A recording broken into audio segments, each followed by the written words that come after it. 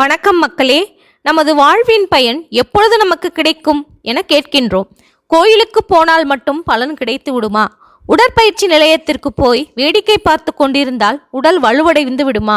கோவிலுக்கு போய் வேடிக்கை பார்த்து கொண்டும் வம்பு பேசி கொண்டும் இருந்தால் பலன் கிடைத்து விடுமா என்ன? உடற்பயிற்சி நிலையத்தை போன்று உள்ள பயிற்சி நிலையம்தான் கோவில்.